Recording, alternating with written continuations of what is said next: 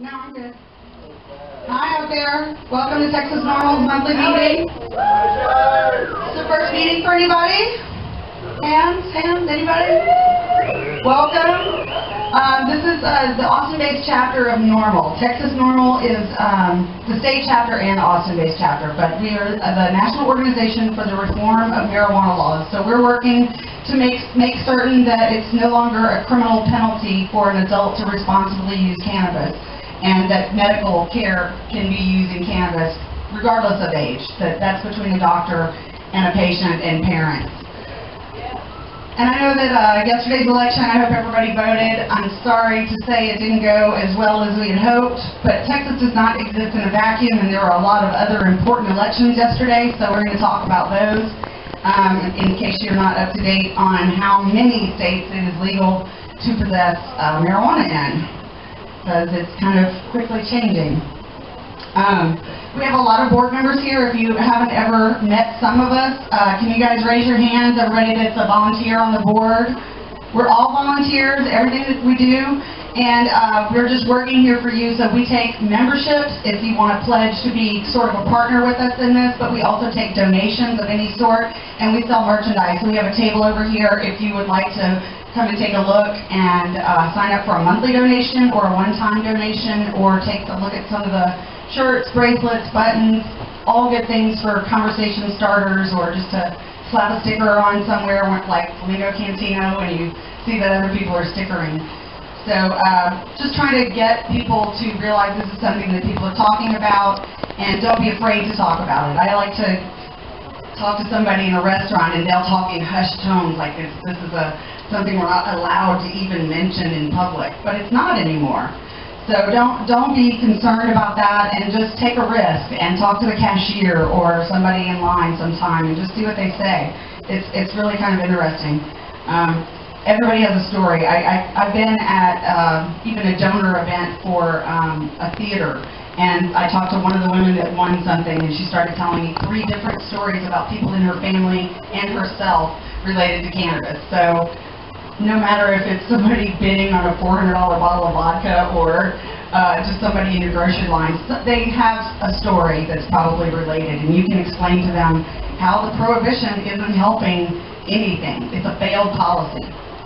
So as you guys go out and talk to people, I like to always just say, let's reach some common ground and only have the argument, the discussion, the debate that needs to be had, and we don't have to give people every bit of information anymore.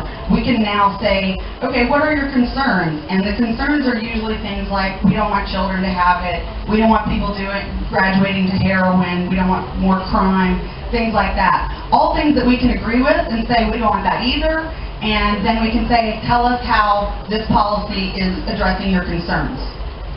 Because they can't say that it's helping. Usage rates haven't gone down, access by youth has not decreased because of them being arrested. I mean, if you're really concerned about our youth, why would you want to put them in jail for something that would not harm them otherwise? So I will go over the election a little bit and just kind of give you guys the lowdown on who was elected that we know their stance. Many of the people that responded to our voters guide, unfortunately, were not elected, but we have Governor Greg Abbott.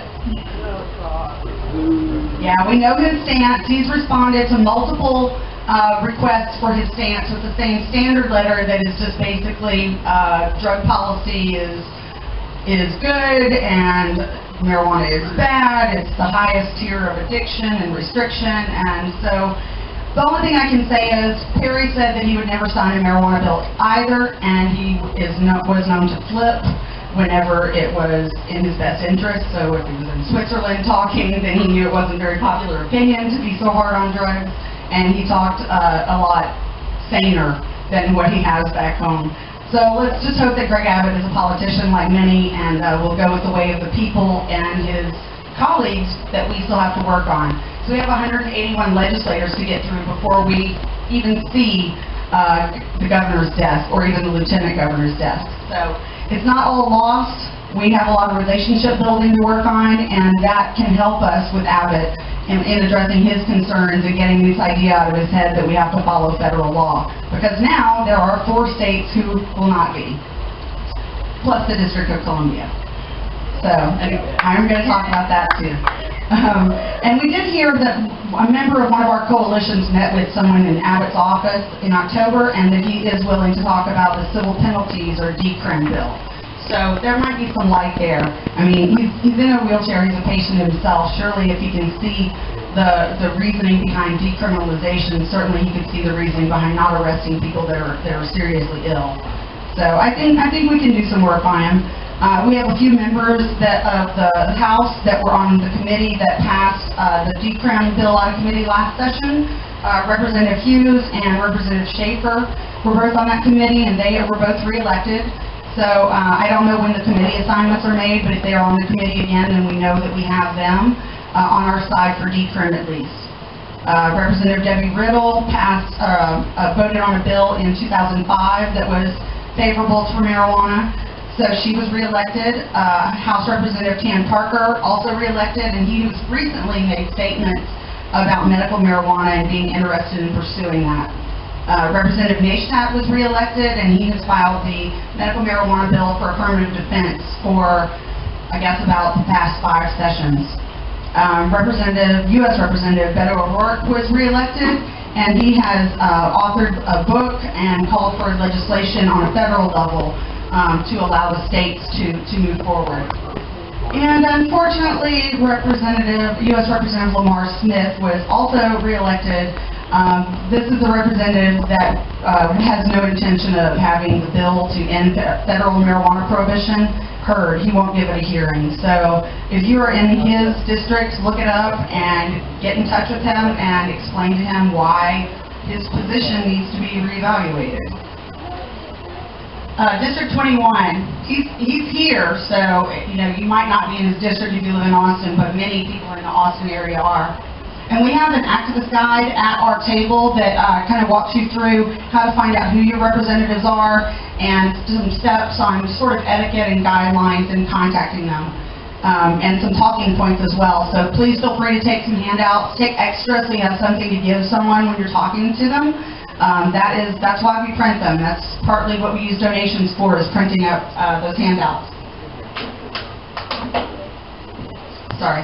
I'm going to just run through some of the news. We've got a couple of our board members that are going to talk, and before I get into events and the election, I'll just tell you about some different reports and studies. I don't think you'll be tremendously surprised about any of them, but it's good to know that these studies are coming out even in America now, and to be familiar with them, and it's good things to sort of have in your back pocket as information and debating with people. So in California, they did a study of traumatic brain injury patients and found over a 3-year study of over 400 patients that the patients who tested positive for marijuana, 97% of them survived surgery. The patients who tested negative for marijuana, this is prior to their surgery, 88.5% survival rate. So they suggest that there is an important link between the presence of a positive THC screen and improved survival after traumatic brain injury, and that's because of the neuroprotective effects of cannabinoids. And we've seen that in other studies for Alzheimer's disease, Huntington's disease, multiple sclerosis. So it's not too surprising, but it is good that we're finding out more. They go to look for problems sometimes, I think, and they find out that, oh, well, maybe that's not the case, and it actually is something positive. There's a study in Italy that the administration of cannabinoid, CBG, halts colon cancer progression, which is the 2nd most common cancer in women and 3rd most common cancer in men. They reported that the CBG cannabinoid promoted cancer cell death and reduced cell growth in the cancer cells. So that is very positive, and again, not a huge surprise. We've seen that in other studies.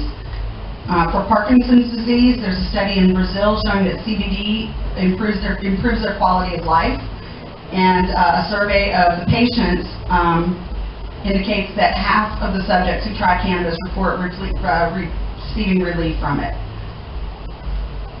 In Israel, they are conducting studies on anti-tumor effects using CBD. So we hear a lot about this. People are looking at CBD a little more just because they're saying, it's non-psychoactive and some of the other cannabinoids that are non-psychoactive. We like to promote whole plant because you don't want to piece it apart. It's better to have the whole plant. And this is another concern.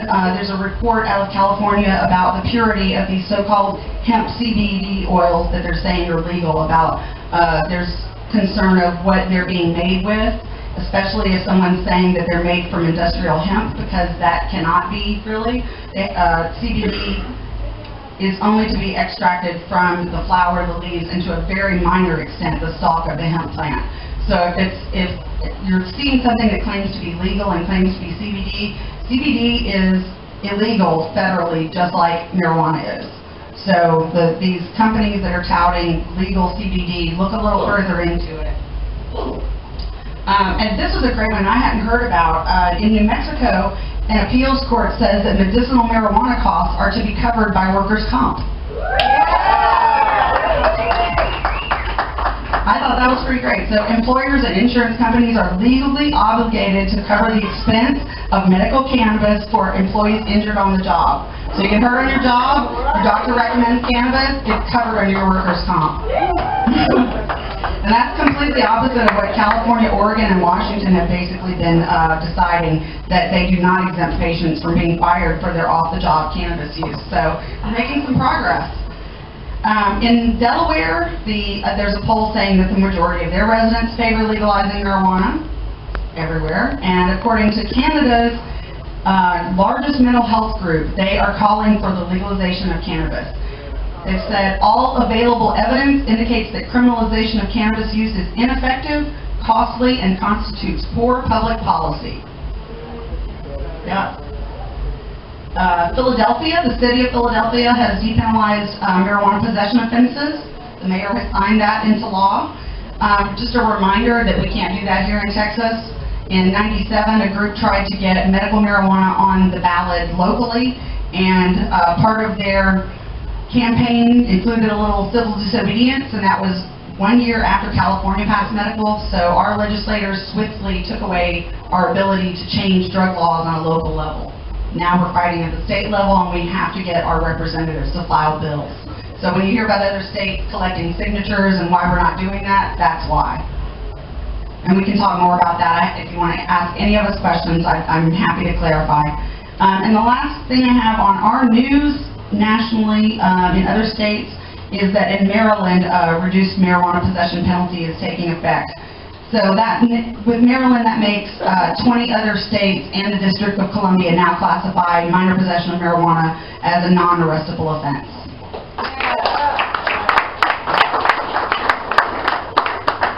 It's coming. So we had this big election yesterday, and other than the results here in Texas, outside of Texas, we had some pretty big news. Oregon and Alaska, now the third and fourth states to legalize retail cannabis. By 55 and 52%. And notice retail cannabis. That is the market that we're looking at. We've been saying recreational all along because to differentiate it from medical. But medical benefits are a reason to legalize. Recreation is not a reason to legalize. The industry is a reason to legalize. It's a retail market. It's none of their business if I'm having fun or not. All right, so the U.S. territory of Guam also passed law for a Compassionate Cannabis Use Act with 56%. Still have medical there. And our nation's capital, Washington, D.C., by 70% approved the removal of criminal and civil penalties of adult possession up to 2 ounces and up to 6 plants. Washington, D.C., not-for-profit transactions of small quantities and possession of paraphernalia are no longer subject to penalty also. Now, this didn't establish any kind of framework like Alaska and Colorado, Oregon, and Washington did.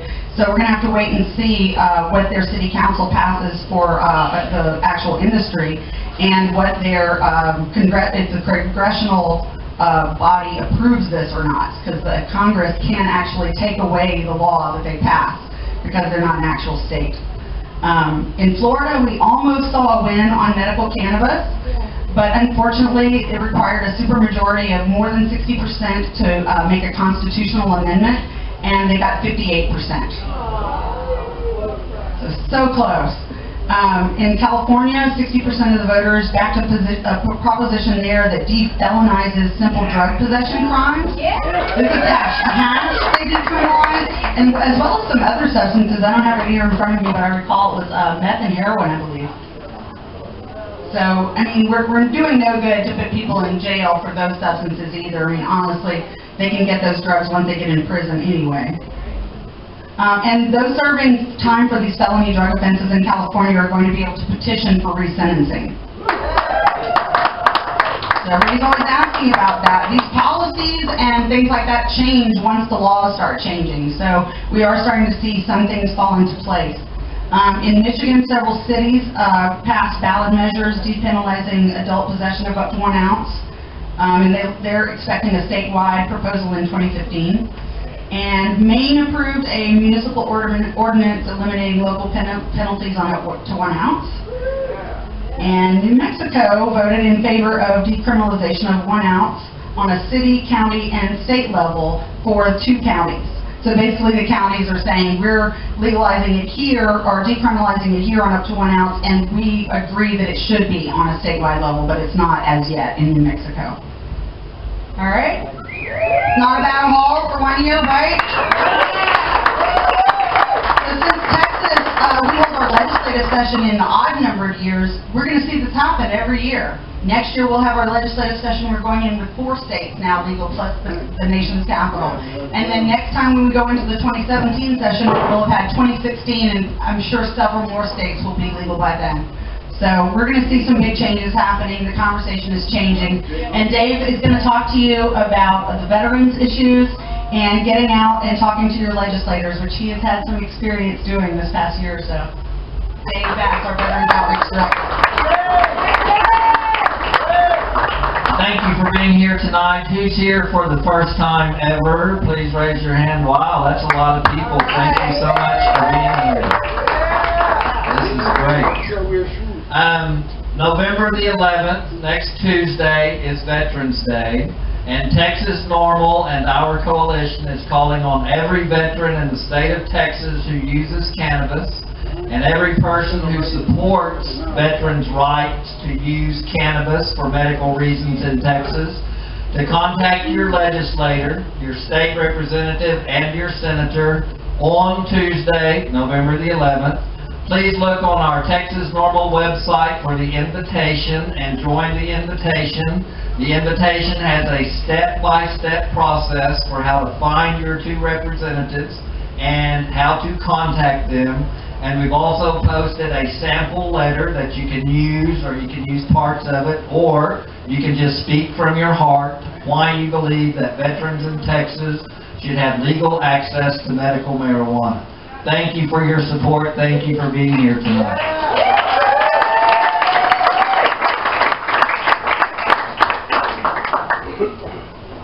Thank you, Dave Bass. And Betty Williams is our volunteer coordinator. She's on her way up to the stage now and has an exciting new proposal that we put together for everyone that's not a member already. Betty.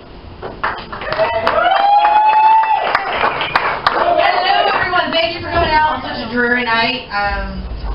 I know it was really hard for me to get out from underneath my electric blanket and come here. But what I wanted to speak to everyone about tonight is we have a new drive to get more people involved with TXNORML. We have a new kind of member volunteer drive, and what that entails is, say you show up to a meeting or to an event that we blasted on Facebook or through our email, and you say, hey, I want a table, I want to help at the table. And what that entails is really simple. You'll be working with a board member, handing out merch, answering questions. That's how I got started, and now I'm a volunteer coordinator. So it's a really great way to kind of step up through. Yeah.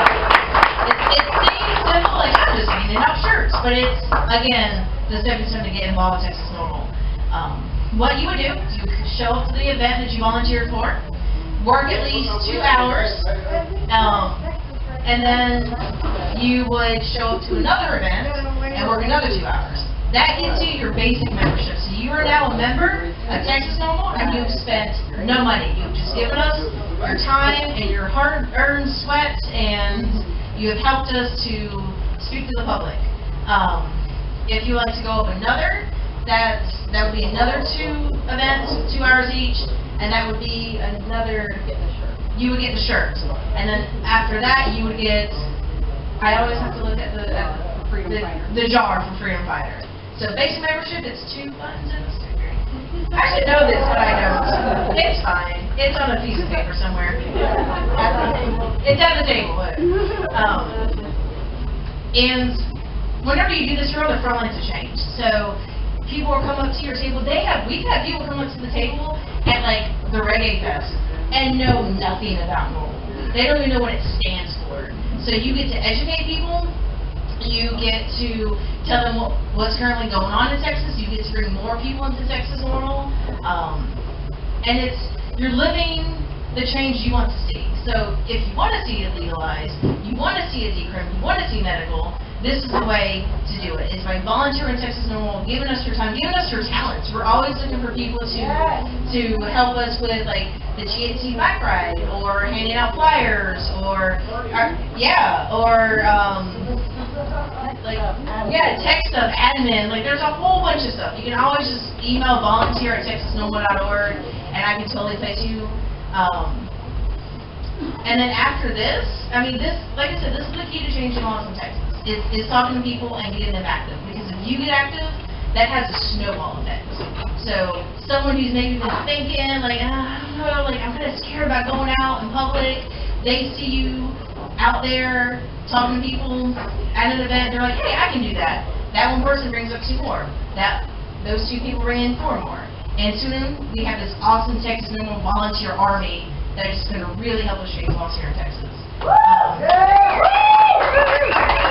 with that said, stop on the table or email volunteer@texasnormal.org, or send us a message on Facebook saying, hey, I want to do this. I want to start tabling at your monthly meetings or any special events we have going on. We'll get you guys hooked up, and in just 2 events, you'll become a member and a volunteer, which is the best thing in the world. So that's it. Thank you guys so much.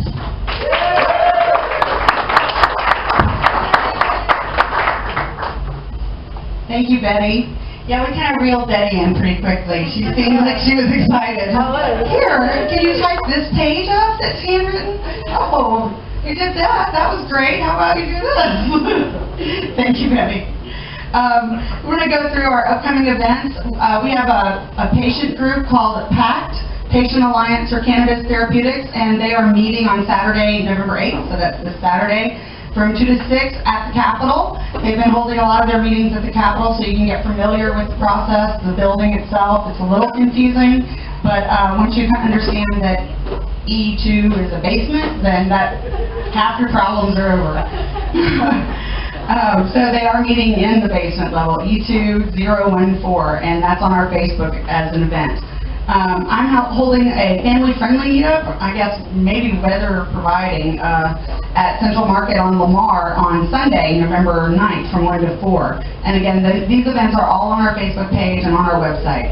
On November 12th, Vincent Lopez, our Director of Patient Outreach, and others are going to be speaking at an event at the Baker Institute at Rice University in Houston. It's called Is Texas Ready for Medical Marijuana?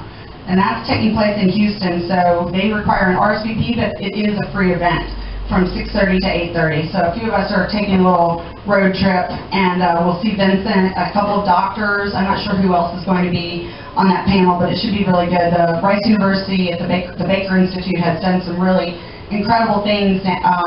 They have a program where students at the school are putting together models of legalization, so other states could use models that they came up with. I mean, this is their homework. That's pretty amazing.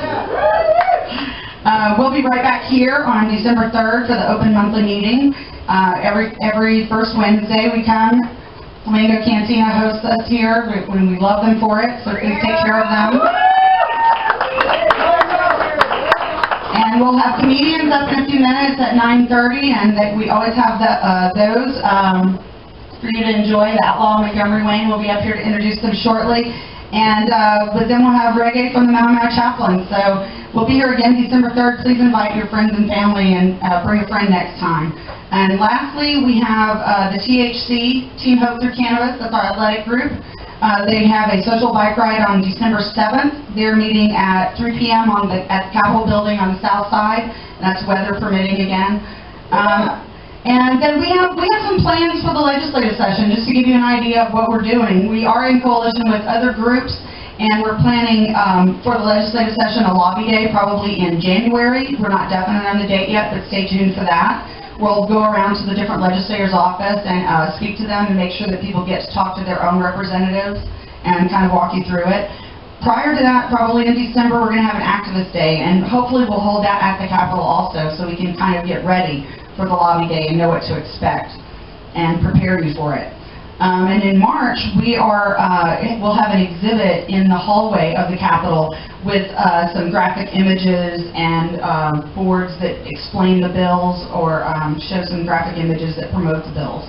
So you can, we'll have to get some good coverage if you can go up and take pictures of our exhibit.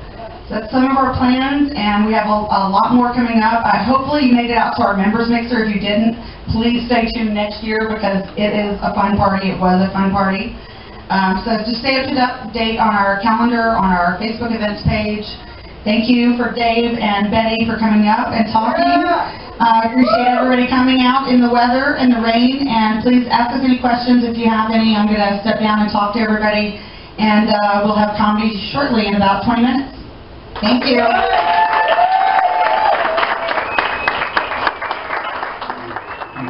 Right morning when my work is over, I'll fly away home. Lord, one bright morning when my work is over, I will fly away home. One bright morning when my work is over, I'll fly away home. We'll be right back. Stick around.